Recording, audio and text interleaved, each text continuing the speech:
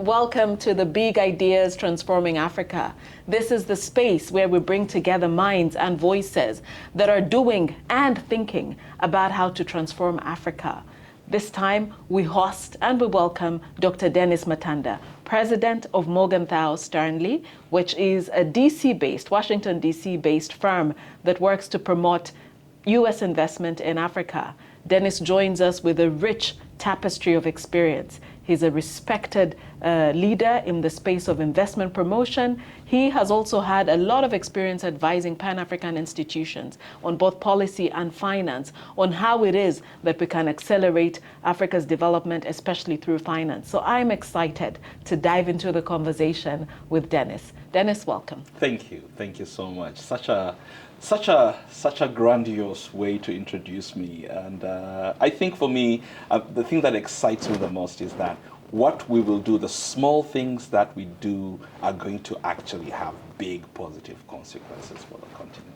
And welcome to UNDP. I like your offices. I really like being here. What I also like is the fact that whatever we do here has a real consequence, a positive consequence on the continent. So here's to good faith, here's to good ideas, here's to big ideas. Thank you so much. Thank you very much. Now, Dennis, I know you as one who's deeply passionate about investment. Why? Investment is not just investment. I would like to say, yes, we can say, oh, investment, let's go and invest. So we as diaspora people send money, we invest in particular things, we invest in houses. And then you can say, oh, yeah, let's get all these projects together, let's go and invest in foreign currency, the Ghanaian currency, the Ugandan currency, the one. I'm not talking about those things. Portfolio investment, remittances. I'm not even talking about overseas development assistance, which also tends to be investment. I'm talking about private sector to private sector investment. Foreign direct investment is and has been associated with being the most effective way to generate sustainable development in developing countries, especially.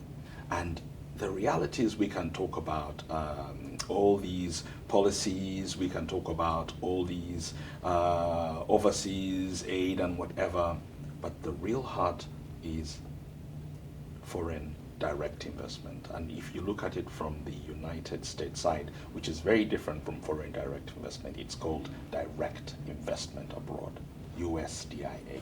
So I'm very passionate because I believe that foreign direct investment has the wherewithal to end things like poverty. Foreign direct investment has the capacity to end things like conflict. Yes, sometimes it does increase conflict. Even climate change will exacerbate, but on the grand scheme of things, foreign direct investment has the wherewithal to bring to bring real development, especially because it's private sector driven. It's demand driven, not supply driven. So here I want to understand the type of investment that can get us there, because you talk about the value of FDI for development. Mm-hmm. It seems to me then that the type is critical. And when we look at Africa, for a long time, FDI has been active on the continent, but perhaps strongly, mostly in the extractives. Do you see any shifts? Precisely because that particular approach has not delivered the development you're talking about. So let's talk about it from this perspective. The British portfolio in Africa is about $70 billion. The entire portfolio. Can you imagine, ever since the colonialism and all that, less than $70 billion. The French, less than that, because the British are the biggest. The American portfolio in the American portfolio in Africa is less than $47 billion. So what does that tell you? It means that people are not doing enough good investment, or they haven't necessarily changed the trajectory of the investment. Now, does it mean that there is not much going on? No. Investment the way the rest of the world calculated FDI is very different from the way the Americans calculate it. So let me come at it from the American perspective. We Americans calculate FDI like a big ship. We don't just say, oh, this year we've gone up or whatever. We look at it cumulatively. So between 2000 and 2019, 2020, the cumulative investment in Africa from the United States was less than $47 billion. What's very interesting is in exactly the same period, in 2020, 2021, the amount of remittances that left the world and went to Africa was over $47 billion. 1 year, which means people are putting significant amounts of money in Africa. Now let's go back to the question. Are we saying that foreign direct investment, are we saying that remittances are not good? Are we saying that overseas development aid is not good? No. I want to go back and say that what excites me the most about FDI is that it's demand driven. It is private sector driven. It's money that comes from a cargill that goes into seeds that you buy from somebody, a farmer who's selling shea or chia seeds in Rwanda or Uganda, and then they want to supply the rest of the world. From that perspective, it is private sector money. But what is missing, and this is something that we need to touch on, is what makes those transactions brisk? What greases the wheels? And I'm not saying greasing the palms, greases the wheels of investment. It is the regulatory environment. It is why a country like Rwanda, which is right next to Burundi, right next to the Democratic Republic of Congo, right next to Uganda, is attracting a significant amount of investment. It's that they have been able to start the process of creating an investment infrastructure.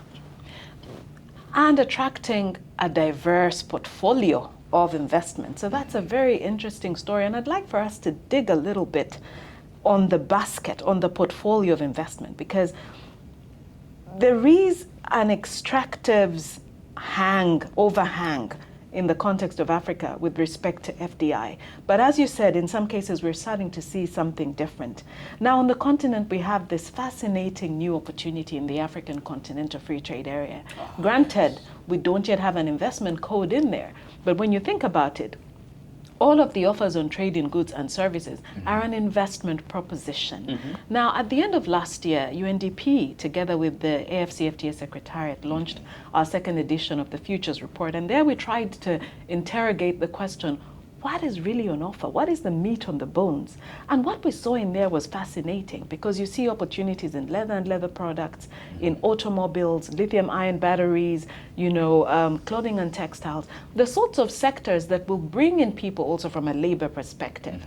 Now, how do we attract that sort of transformative investment into Africa? I want to step completely away from the products and services and speak about the AFCFTA and what the AFCFTA represents to the investment coterie.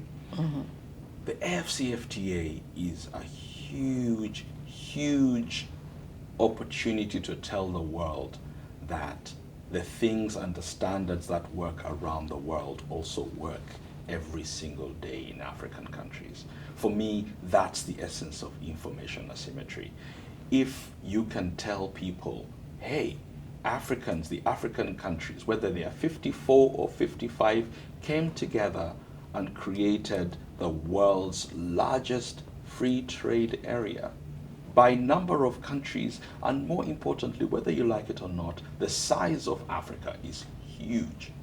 If you tell people that the AFCFTA is the world's largest FTA, and then you juxtapose that with what has happened at the WTO, we've had a bit of success at the WTO. Say what you will, but that is a huge, huge aspect. Secondly, I want to come back and focus on the United States, because that's where my specialty is. I understand Chinese investments, but most of all, I understand American investments. American investment is very unique vis-a-vis other investments. First of all, it's direct investment abroad, which means it does not go for 1, 2, 3 years. Typical American investment goes for 35 years and above. Secondly, American investment is also very unique from the perspective that, if you give an American incentives to repatriate their taxes and profits, you don't really understand American investment. What American investment does is when it goes into a region, it invests in the region and it only extracts 5% of the profit. So 95% of the profit or 95% of the money they make is reinserted into the region. What does that tell you? It tells you this third very important thing. American investment would go into a country, a simple country like Kenya, for example, or Ethiopia, and disperse those aspects around the region. So what is missing? Why can't Ethiopian textile, which has now not been able to go into AGOA, the African Growth and Opportunities Act, find its way into South Sudan? Why can't it find its way into Kenya? Why can't it find its way? And when I say find its way, I'm talking about competitively. It's because we do not have the hard infrastructure. The AFCFTA, which is meant to break down as many non-tariff barriers, technical barriers, is a reason to invest in the infrastructure. I like the optimism. I feel the optimism that the AFCFTA is really a good collection of Africa's investment proposition right now. Mm-hmm. And it's true that the opportunities are for the state parties. Mm-hmm. It's also true that FDI will play a key role as others come establish and make on the continent. But I'd like for us to talk about the model, because a lot has been said about the model that most African countries have used to attract FDI. Some have called it the race to the bottom. And this is really about how countries tend to outcompete each other, incentive on incentive. So we shall give you tax holidays. We shall get your license to operate within a day. When you need an extension on that tax holiday, we shall give it to you. Bring all of your staff, no need to hire the locals. You can keep the rights to your technology. One may understand why that was an interesting model to bring in, to attract attention to a country. But looking 20 years on, you do ask yourself, the structure of the African economy has not changed in spite of investment. And secondly, the locals tend to spectate at what's happening. How do we learn from that and create a more sustainable development-oriented model for Africa? I am going to say something that might seem like an insult to my brothers and sisters that run the investment promotion agencies in Africa or the legal people that make the rules. With all due respect, your incentives have nothing. You cannot incentivize somebody who has decided to invest in your country. So let me give you a simple example.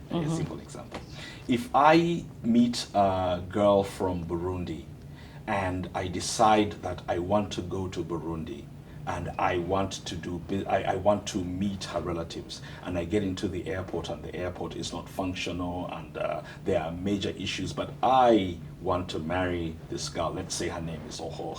Right? I meet Oho and I want to go and meet her relatives, and the whole Burundi infrastructure is not working. If I go to Burundi and I decide that I'm going to take my $2.5 million into this country, there's nothing the Burundi government can give me that's going to change my mind. In my opinion, it is almost the same thing with people that have decided to invest. It's also a misunderstanding of investment decisions.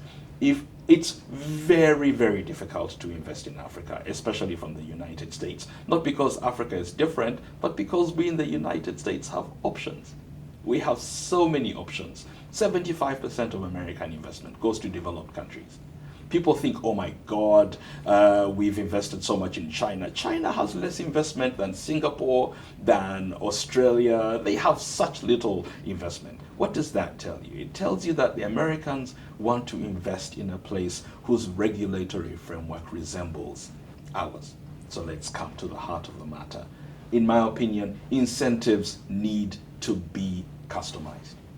You do not provide blank incentives and think that is what's going to attract people. Besides, don't forget that the DFC, the Development Finance Corporation, provides all kinds of incentives. If I was a big organization like Google, I can go and borrow up to $1 billion to go and invest in a developing country because the DFC will guarantee it. So from that perspective, the incentives that you provide are not necessarily important. So let me come to the heart of the matter. There is a very famous song from a very new cartoon, We Don't Talk About Bruno. In my opinion, we don't talk about the AFCFTA. We don't talk about the AFCFTA enough. In my opinion, it should be on the foreheads of every single government employee. If somebody throws something like, oh, you guys are landlocked, throw out AFCFTA, because that means we are no longer landlocked, we are land-linked. So over the next few years, we'll be able to take the demographic dividend and transform that into the labor force that's going to be able to grow these networks between countries. Then it says, oh, you guys have too many wars. Talk about AFCFTA, especially because the AFCFTA is part of the Africa peer review mechanism. It's part of the governance provision. If you want to talk about that, talk about the AFCFTA, because what you have is Africa's biggest civil servants, or best civil servants. At the end of the day, my challenge is not that, oh, we can provide incentives. My big challenge is you have to understand where the investment is coming from and then provide a very specific custom-made thing. And this is why I will say the race to the bottom is great.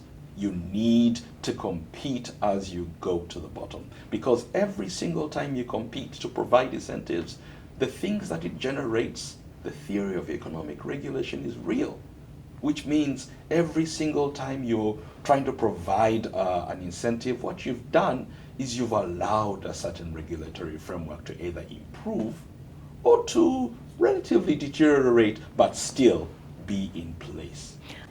Where does Africa go from here? And how does that model ensure that the people are at the center? Africa still doesn't do enough. Africa is still not doing enough to understand the American market.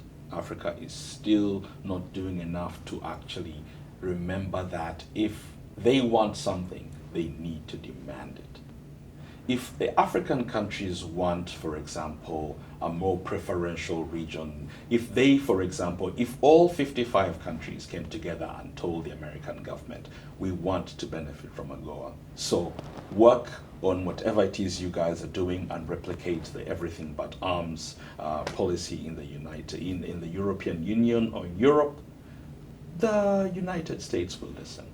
The United States can actually listen to something of those products that are currently subject to tariff rate quotas, like cocoa, sweetened cocoa, like tobacco, like meat, dairy products. All those products could be admissible, including sugar. Now let's go back to a report that was done by our very good friends UNECA and Brookings Institution. If you allowed a country like Zambia to export its sugar, it could make over $190 million every single year, because there are certain products that are admissible. What I'm basically saying about AGOA, the African countries need to come to the United States and say to the United States House Ways and Means Committee, guys, we want you to do 100% DFQF, duty-free, quota-free for all products and services. They need to very come clear. and ask for that. They very need clear. to be very clear. And guess what? It needs to come from the African Union.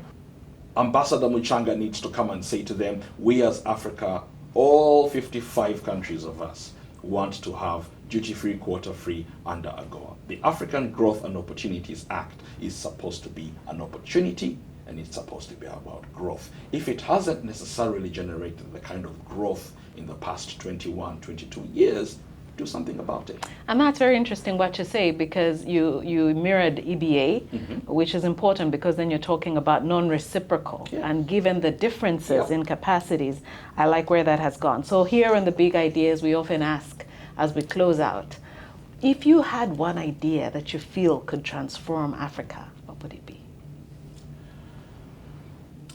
So it's a two-part thing. I think that the biggest reason or the biggest way to develop Africa is to leverage the development finance institutions.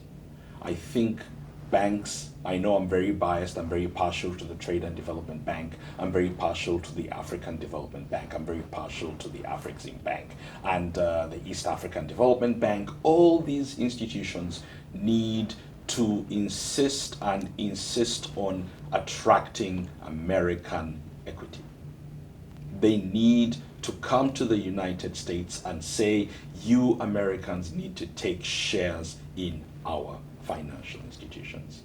Let me tell you what will happen as soon as an American entity, and I know very well, I worked on this when I was in the House. We were trying to have a law that changes the equity provisions. In my opinion, one of the things that also needs to change is that the DFC needs to take strategic investments in African financial institutions of importance. If the Americans go and take shareholding in the development finance institution like Afrexim Bank or the Trade and Development Bank, what that does is it instantly increases the credit rating of a place like the TDB or Afrexim Bank, which means they can borrow cheaper. In other words, we no longer have to run around trying to get money. We can simply go and get money from the market if we have an A rating.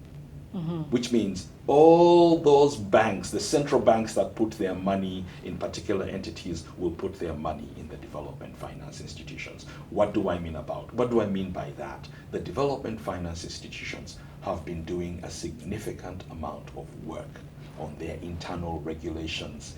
If you go and look at their risk management, brilliant. They have reduced their non-performing loans from the 10-18% that was happening a long time ago, or less than 10 years ago, to about 2.3%.